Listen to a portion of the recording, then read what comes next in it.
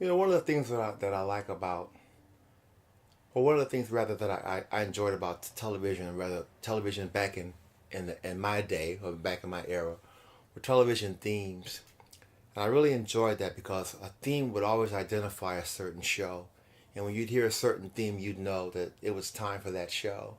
And I guess some of my favorites would be like Andy Griffith with The Fishing Hole, or The Brady Bunch, Here's a Story, or The Odd Couple. And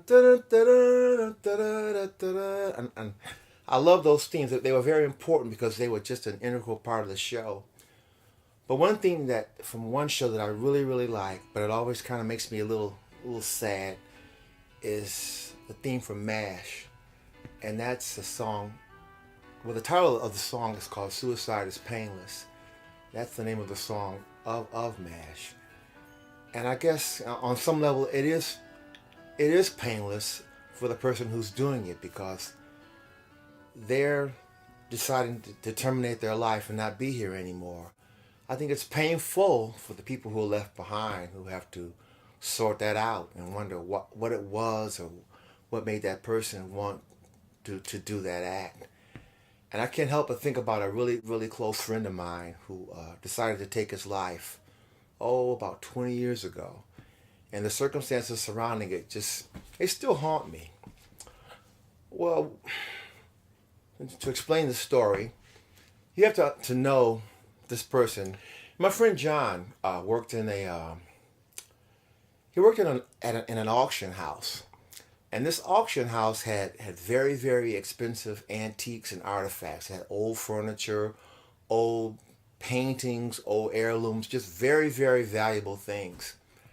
And one of the things this auction house also had were first editions of books. And mind you, these weren't just ordinary books. These were like first edition books from very renowned authors like Mark Twain or Henry Wadsworth Longfellow or Louisa May Alcott, Frederick Douglass. These are very, very valuable books.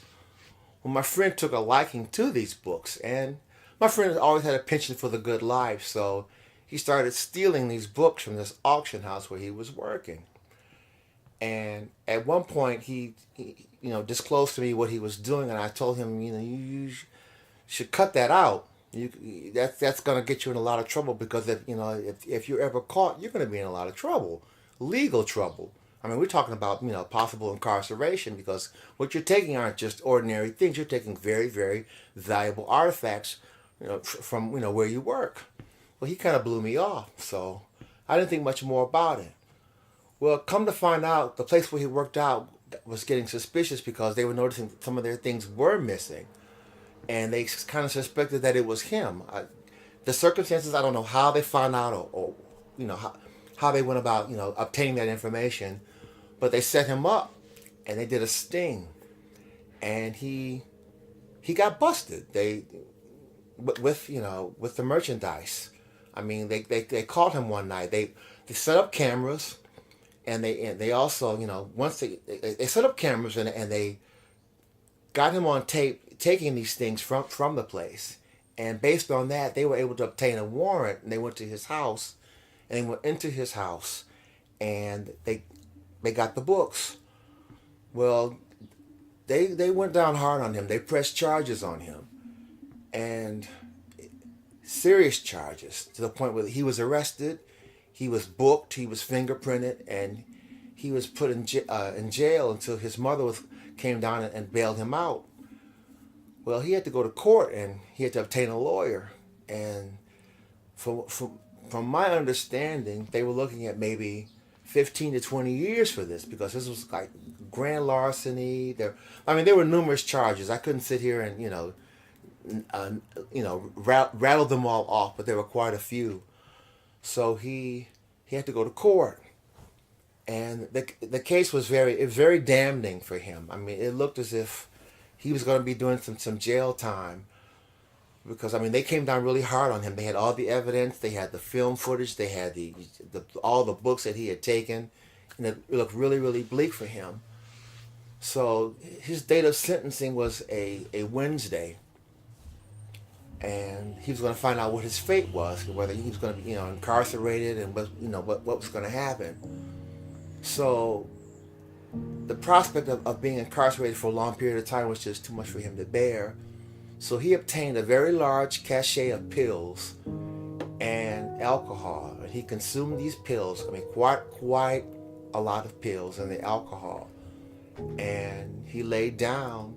The next morning, they found him dead, apparent suicide. Now, here's where the story gets just so, it's just mind boggling. We come to find out that with the sentencing, because he had never been in trouble with the law before, they were only going to put him on probation. He was not going to be incarcerated. He would have to report to a parole officer, but he would be free. He would be free. He would be out free. He would not be locked up.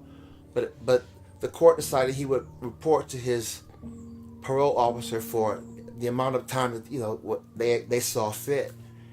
And when we found that out, just all of us, his friends, we were just absolutely devastated, because he thought the only way out was to take his life, because he thought he was going to be incarcerated. But he was not going to be incarcerated. And had he held on for one more day, he wouldn't have had to have done that. But he didn't know.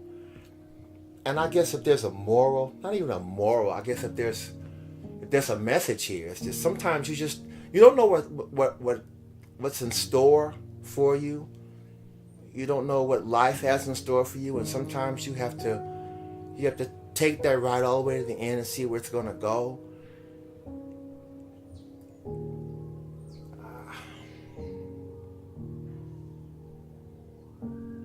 That's suicide. That's just not a. I don't judge. I don't judge him, and I mourned him when he passed, and it.